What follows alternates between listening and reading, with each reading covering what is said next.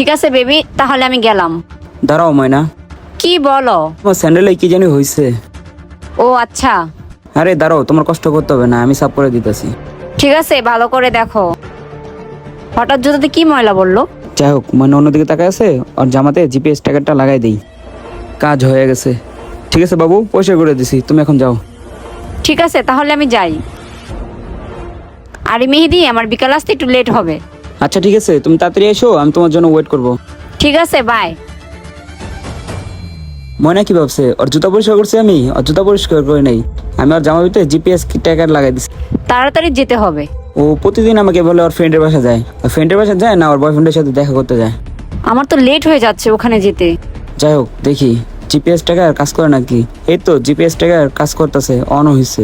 উফ, বেঁচে গেলাম। দেখি তো আশেপাশে মেহেদি আছে কিনা, আমার শরীরে কোনো জিপিএস ট্র্যাকার লাগাইছে কিনা। যাই দেখি কোথায় গেছে। যাক, ভালোই হয়েছে, মেহেদি আজকে আমার শরীরে কোনো জিপিএস ট্র্যাকার লাগাই দেয় নাই। ও তো আজকে জানতেই পারবে না আমি কোথায় যাচ্ছি। তো আমি এখন আমার বয়ফ্রেন্ডের সাথে দেখা করতে যাই, ও বুঝতেই পারবে না। বারবার ঘুঘু তুমি খেয়ে যাও ধান, এবার ধরা পড়বে ওগো শোনাচ্ছে। হাই নয়ন। কি ব্যাপার ময়না, তোমার এতক্ষণ সময় কেন লাগলো? কতক্ষণ ধরে আমি এখানে দাঁড়া আছি।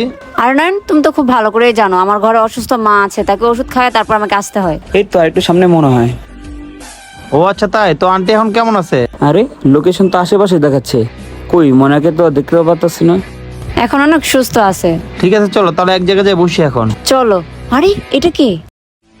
কি ব্যাপার, কোথায়? এদিকে তো ট্র্যাকারটা দেখাচ্ছে, পাচ্ছি না কেন, কোথায় গেল আবার?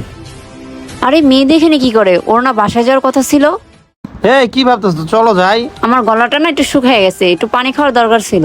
কি বলো, এখন কেন পানি খাবা আবার? আমি অনেক দূর থেকে হেঁটে হেঁটে আসছি তো, আমার গলাটা শুকিয়ে গেছে, একটু পানি নিয়ে আসো না। আচ্ছা ঠিক আছে, তুমি 2 মিনিট দাঁড়াও, আমি যাচ্ছি আর আসতেছি। যাক, নয়ন চলে গেছে, দেখি তো মেহেদি আসে কিনা। আশেপাশে তো কোথাও পাচ্ছি না, যাই সামনে গিয়ে দেখি। ভাগ্য ভালো মেহেদি আমাকে দেখে নাই, নয়ন আসার আগে মেহেদির কাছে আমি চলে যাই।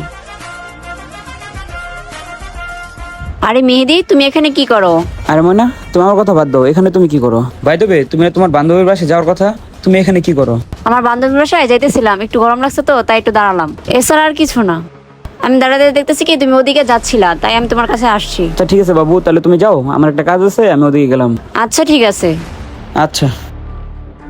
আরে মেহেদি, তুই তুই কি আমার গার্লফ্রেন্ডকে চিনতি নাকি? আরে নয়ন দেখি মেহেদিকে চিনে। মনের কথা বলতেছো নাকি? হ্যাঁ, আমি ময়নার কথা বলছি। তার মানে তুই আমার গার্লফ্রেন্ডকে চিনতি নাকি? নয়ন কি সব বলে দিবে? আমি ময়নাকে চিনি না মানে? খুব ভালো করে চিনি, কারণ ও আমার ওয়াইফ লাগে। কি? কিন্তু ময়না তো বলছে ময়না বিয়ে করে নাই, ময়না একটা অবিবাহিত মেয়ে। তো কিভাবে তুই ওর হাজবেন্ড হতে পারিস মেহেদি? আমার তো বিশ্বাস হচ্ছে না। কি? ও অবিবাহিত বলছে? ময়না তুমি সত্যিটা বলবো না আমি সবকিছু বলবো? আমি এখন কি বলবো ওদের দুজনকে? কি ব্যাপার ময়না, চুপ করে আছো না? আমারও সত্যটা জানা দরকার, বলো। মেহেদি, তুমি আমাকে মাফ করে দাও। আমি প্রতিদিন তোমাকে মিথ্যা কথা বলে আমার বয়ফ্রেন্ডের সাথে দেখা করতে আসতাম। আসলে আমি নয়নকে অনেক ভালোবাসি, আর আমি জানতাম না ও তোমার পরিচিত ফ্রেন্ড লাগে। তার মানে তুমি আমার বউ হয়ে আমার ফ্রেন্ডের সাথে প্রেম করতেছো? অন্য কেউ হলে তো আমি জানতেই পারতাম যে আমাদের দুজনকে এভাবে ঠকাচ্ছ। ময়না, ছি, তোমার হাজবেন্ড থাকতে তুমি আমার সাথে প্রেম করতে চাইছিলা? তুমি তো আমাদের বন্ধুত্বটা নষ্ট করতে চাইছিলা, সাথে তোমার স্বামী স্ত্রীর সম্পর্কটা তুমি নষ্ট করতে চাইছিলা। দেখো নন, তোমার আর আমার বন্ধু তো কখনো নষ্ট হবে না, সব দোষ আমার বউয়ের। ও একটা বিবাহিত মেয়ে তোমার সাথে কিভাবে রিলেশন করে? ওর তো লজ্জা থাকা উচিত। আর ময়না, তোকে অনেকদিন ধরেই আমি সন্দেহ করতেছিলাম, আজকে সকালে যখন তুই বেরিয়েছিলি না, তো জামাতে জিপিএস ট্র্যাকার লাগাই দিয়েছিলাম।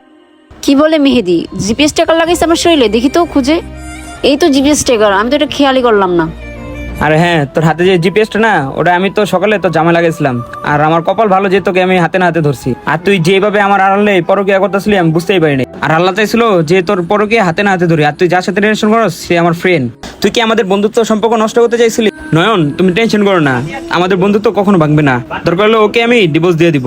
ওর মতো মেয়ের সাথে আমি সংসার করবো না, ঠিক আছে? আর তুই বাসায় চল, তোর পাওনা দানা সব তোকে বুঝিয়ে দিব আজকে। বন্ধুরা, এখন পরকীয়া খুব বেড়ে যাচ্ছে, তাই যাচাই করে রিলেশন করবে না, আর পরকীয়া কখনো করবে না, কারণ পরকীয়া করলে কখনো শান্তি পাবেন না। এই ভিডিওটা ভালো লাগলে লাইক শেয়ার কমেন্টস করবেন। ধন্যবাদ সবাইকে ভিডিও দেখার জন্য। নতুন কথা থাকলে আমাদের ফলো করতে ভুলবেন না।